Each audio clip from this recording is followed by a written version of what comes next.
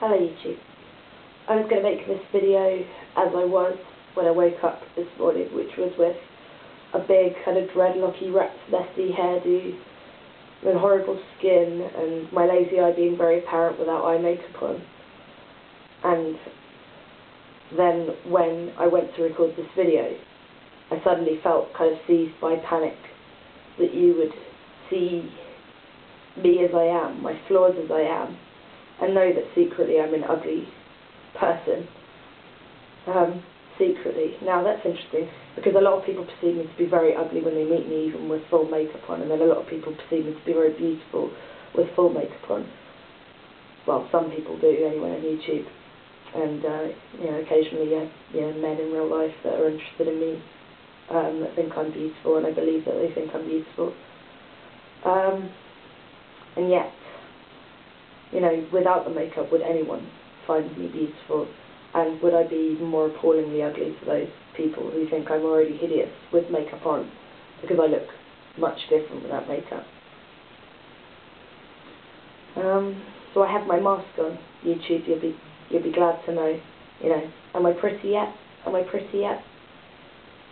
How about now? Am I pretty? Should I put, you know, should I fill my body with foreign objects and paint my skin in chemicals? Am I pretty yet? Am I pretty yet? Which leads me along, you know, kind of nicely, this idea of wearing a mask, into my response to SeaInsideHer. She used to be Soul 75. Can I just start by saying that, you know, I find that your videos are very profound, and I find you compelling to watch, and I just want you to know that I see that you're suffering a lot of the time, and I want you to know that I understand, as far as it's possible for another person to understand, you know, that feeling of kind of suffering, constant suffering. And I see sometimes that you find it so hard to, like, even to communicate your points, because it's like I can see happening to you what used to happen to me when I was more severely depressed than I am now, which is that my brain would slow down, and I always described being depressed as, or the experience of being, you know, of subjectively experiencing depression and consciousness under depression as like wading through glue, and it's just so hard to force your legs forward, and that's kind of what it feels like in your mind, trying to get to the point that you're trying to get to, is like pushing through glue. So I just want you to know that, you know, from the bottom of my heart, that I'm sorry that your life experience is what it is, and I don't think that your life is without merit or without enjoyment, because I think sometimes you display, you know, more of a fulfillment from what you're talking about. And I just remember, like, you know, sorry, I'm going to get to the point of your video, but I just remember seeing a video of yours where you were talking about your artwork and finding your artwork and realising that you should, you know, display it more. And I just think maybe that, you know, without knowing you, that might be a good thing for you to continue with the artwork, and to really set yourself kind of, you know, your own goals on your artwork, and, you know, set yourself to creating beautiful things, because life is a multifaceted and partly a beautiful experience, and you could create beautiful things, or you could depict pain, or you could depict a multifaceted understanding of the world, because of the person that you are. And I'd love for you to bring that to, I suppose, us as a culture, as a collective.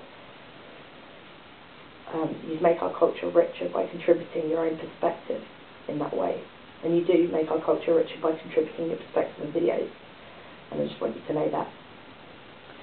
So you ask in your videos a couple of questions about the internet and loneliness, and it seems really appropriate right now, because before I saw your video, I had posted, I had been struck when I was on Facebook. You know, I've got a horrible feeling this isn't recording. I'm just going to check.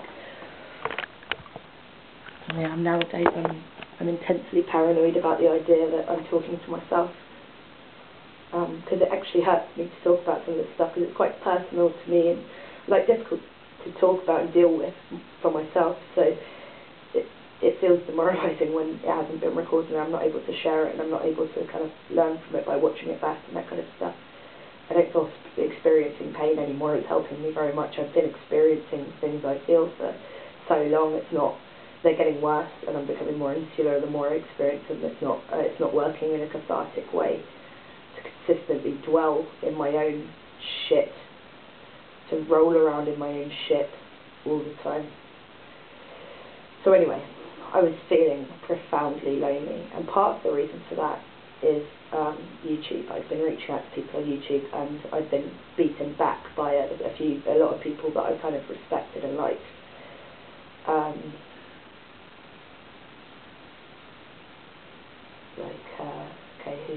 What's an example?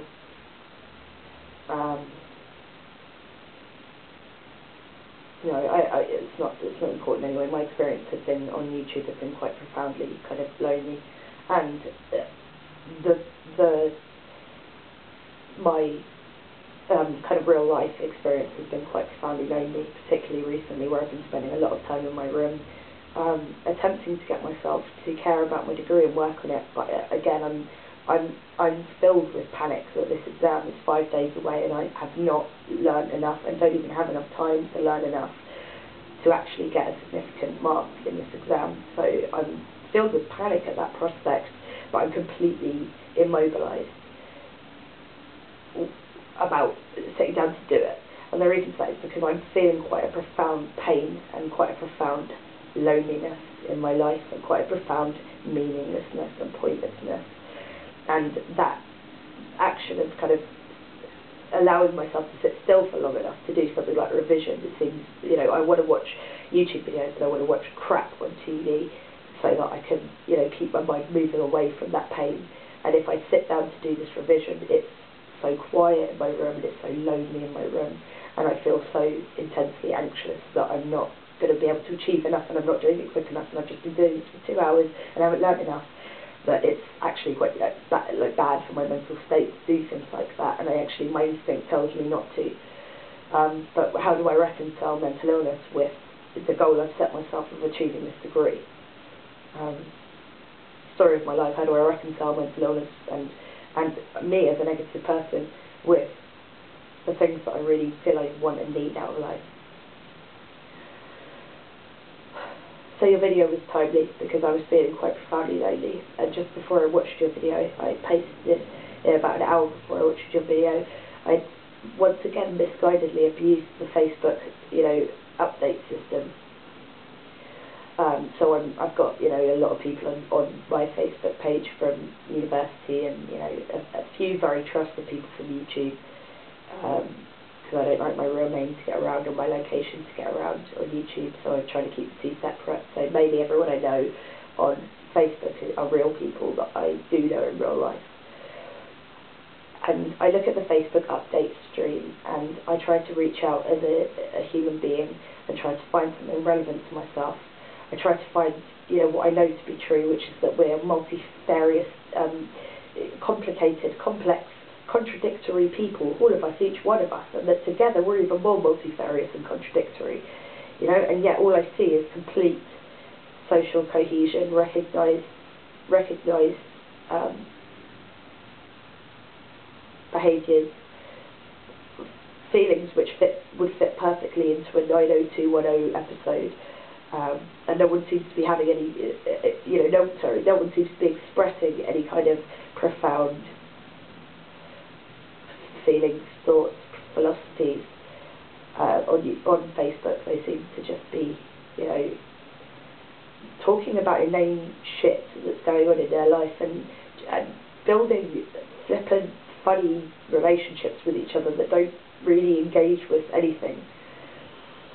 So anyway, I posted this Facebook update because I like to shake shit up a little bit, to be honest with you. I like nothing more than being completely honest about myself. If all I can do to break down this kind of deceptive, false social network, and I mean social network in real life as well that we've created, is to be honest and to shock people and to cause a disconnect, to go and to hopefully for other people, even if they're not brave enough themselves to truly express what they feel and think, to recognise something of my experience and their experience, and therefore to build a true communion and a true community between people, based on these kind of, what I believe are universal and profound living experiences. So anyway, my Facebook update was, my name, sponsors, Facebook, a social network completely devoid of intimacy, meaning and connection. The great social deception, get your tickets here, roll up. And no one's responded to it in an hour, whereas if I post something like, oh, my dissertation's hard work, can't wait to get, woo, only 9 days until uni's over for good, then I'll get like 9 thumbs up and everyone's, gathers around to discuss, this fucking profound experience of finishing university. Like, woo, we're going to be able to get jobs instead of, what? Like, why are people so drawn to the kind of meaningless shit that, and I imagine it's because of the same things that I feel, just that to sit down and actually do something meaningful, or to engage with myself meaningfully, is quite a terrifying prospect, because I feel the pain of partly of the darker side of existence, as well as just the light, which we all seem to just prostitute ourselves to all the time. So anyway, sorry, I don't think I've said anything. I think I've said quite a few things that I really want to express, but I don't think I've actually come to any conclusion there or helped anyone else see anything there. I'm just trying to talk and, work out how I feel about things. So anyway, you asked me a couple of questions in your video. I need to know how long my camera's got left again. Okay.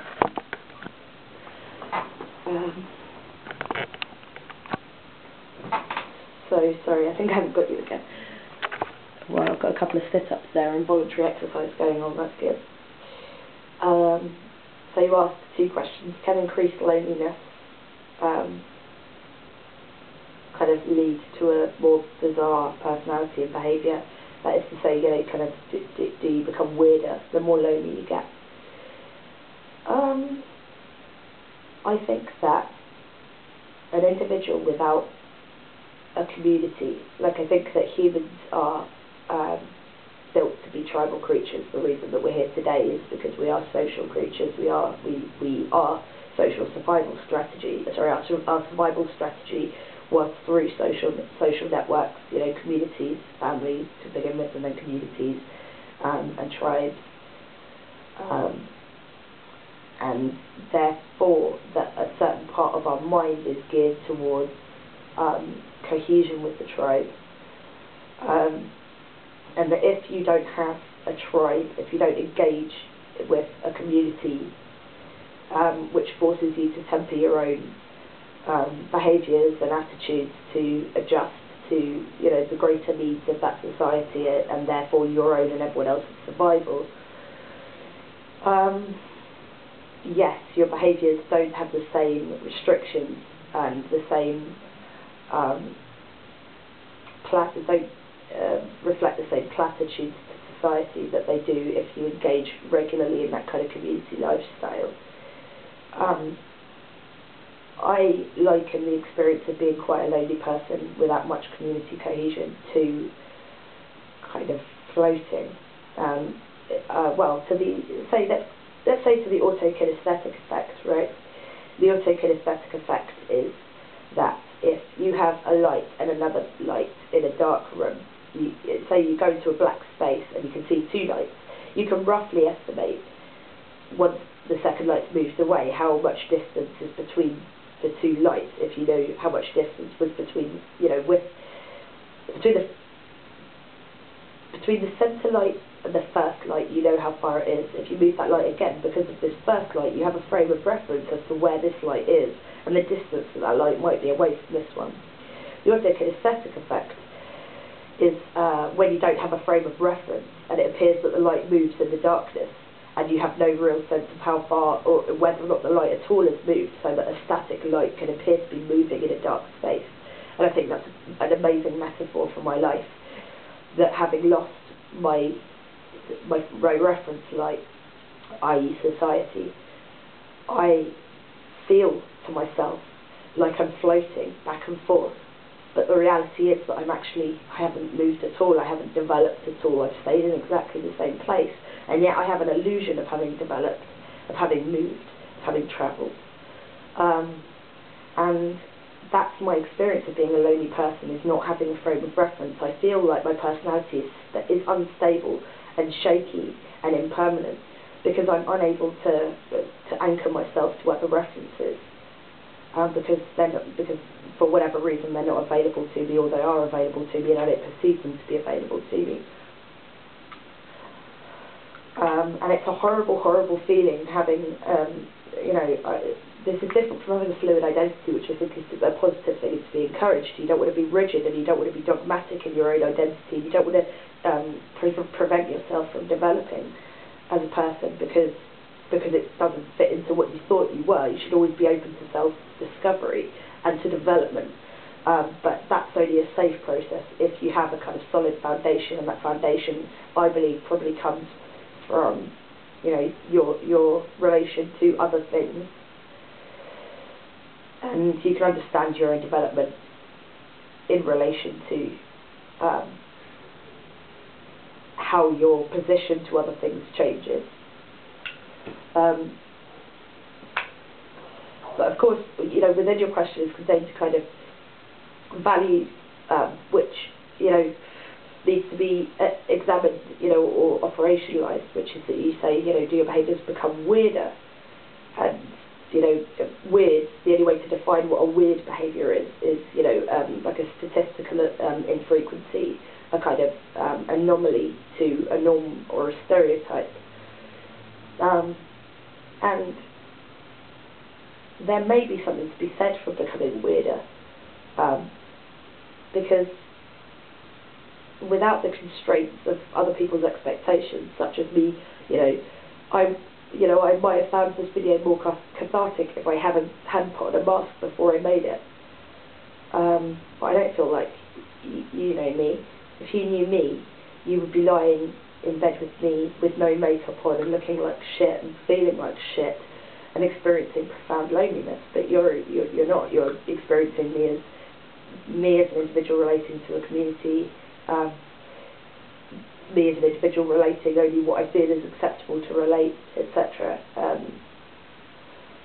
So then, what is weird, and is weird necessarily a bad thing? And I believe that was an open question. I don't know. Does the internet make us lonelier? Let's put it this way, right? I was alone this morning when I woke up, and I made a coffee, and I was tired, and I was okay with being alone. And I watched videos that I enjoyed, that really gave me a feeling. I'll link her below. I can't remember her name, but she's a really lovely woman who makes a channel, partly about anorexia and partly about the kind of life coaching that she gives to herself. And I think she life coaches other people as well. But she's, currently in the throes of a severe eating disorder and post-traumatic stress disorder from her childhood. And I really felt like I was communing with her, and that made me feel much less lonely. And then I found another girl who was talking about the experience of day care for mental illnesses, not being fully admitted to a mental unit, but visiting as a day patient. And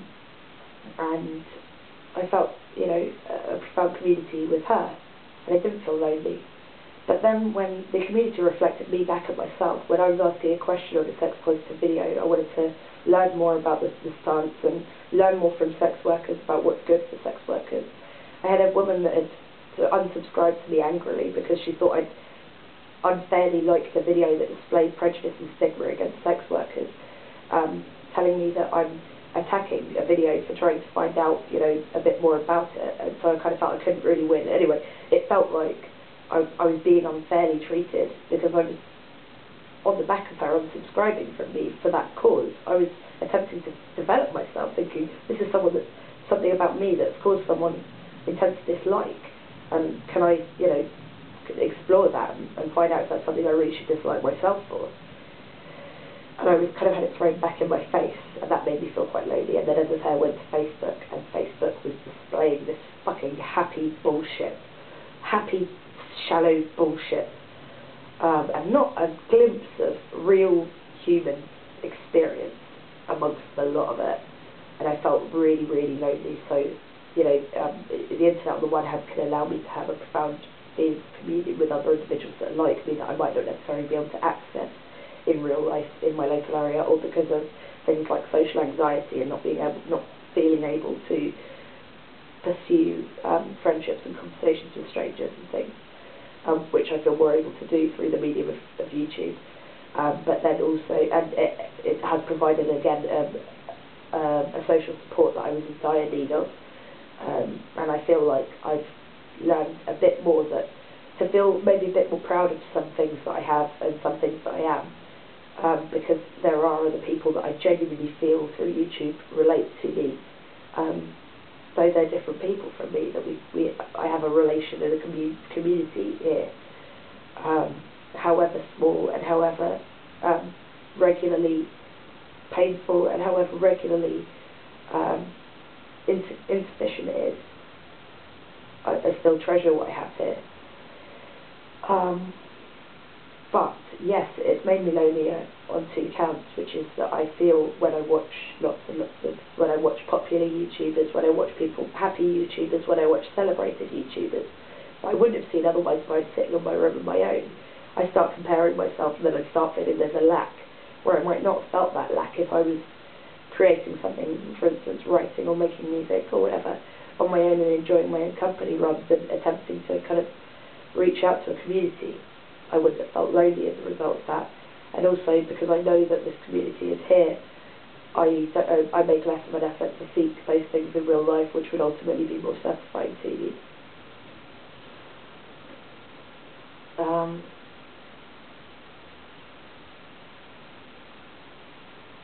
Yeah, loneliness is a real bitch. I feel so odd. I feel so outcast.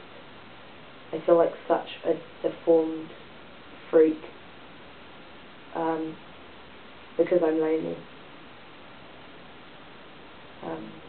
And I mean, chronically lonely, not, I'm experiencing a moment of loneliness.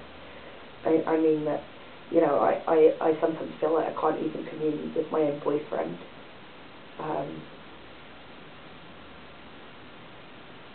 I feel like I'm not making connections with people that, even, people, the closest people to me, my best friend, my boyfriend, my mum, my sister, don't actually understand, like, why I am how I am or how I feel.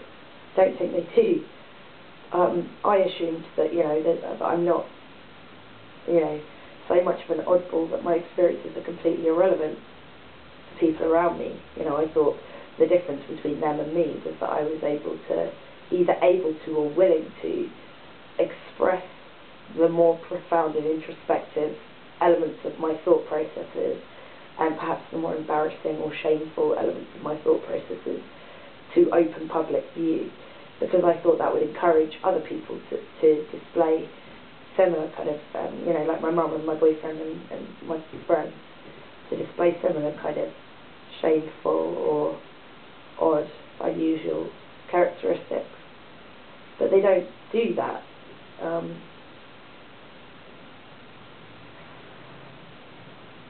I remember this woman, like, the only woman I ever, I think, fell in love with, and the first woman that I had proper sexual intercourse with. The reason that I think we didn't end up in a relationship was that she couldn't really understand why I was so willing to discuss all of these elements. She was the complete opposite. She was so closed. She wouldn't engage with her own things. She didn't want to engage with anything like that. It was all about keeping the conversation light and friendly and moving on. She didn't want anyone to know anything about her. She had made up a nickname for herself and didn't tell people what her real name was. She was that profoundly unwilling to engage with her own identity.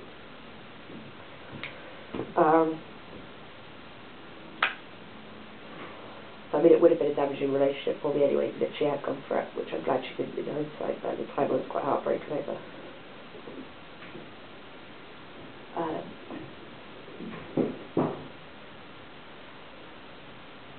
can't remember what I was really saying about her, but she was just completely appalled that I would say, oh well, I saw my mum having sex with a woman when I was 7. you know, my dad, you know, talking about things that are embarrassing about my dad. She just couldn't understand why I would share such kind of shameful experiences, and to be honest, I can't understand why she wouldn't. And I don't understand why I do. I feel like I don't want to be left alone with my self-professor. I want to share it. Is that dumping it on other people? Is that what I'm trying to do? Let me just check I'm still recording, so sorry. Yeah, I don't have long left. Oh. My little tripod's falling over. Oh, housemates and blenders and sirens and shouting. Never make a video with decent sound quality. Is that what I'm doing? Am I burdening other people with my shit? Am I dumping my shit on people? Am I not taking responsibility for my own shit? Is that what this is? Am I, as I describe myself on Facebook, emotionally incontinent? Is there something about that should I have less respect for myself for doing that? Does a self-respecting person portray an idealised image? And is that why is it because I don't respect myself enough to create an ideal to use and to pretend that that's what I am so that I can be better? Is it because I think I'm worthless and not worth the social approval that I don't aim to display a side of myself which might gain me social approval? I don't know. But I just saw an opportunity and offered to me by an individual who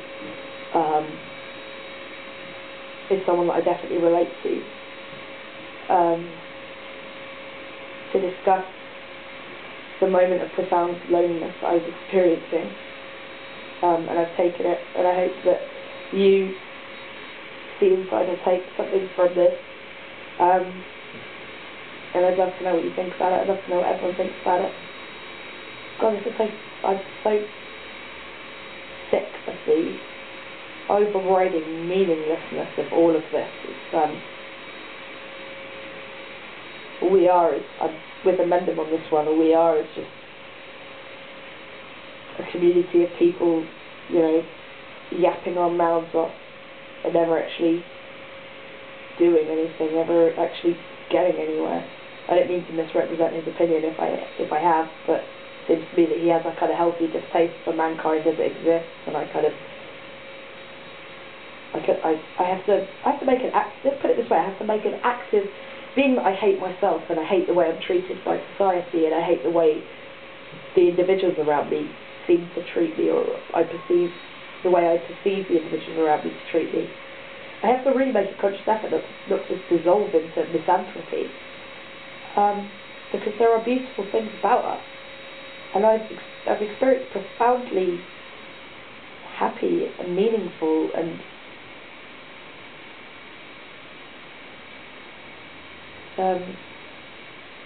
fulfilling moments with individuals before. Profoundly. Profound is the word of the day, obviously. I need a better word. I love the word profound. So I could do with looking it up in a thesaurus and coming up with another 8 words that I could interchange so that it doesn't become profound.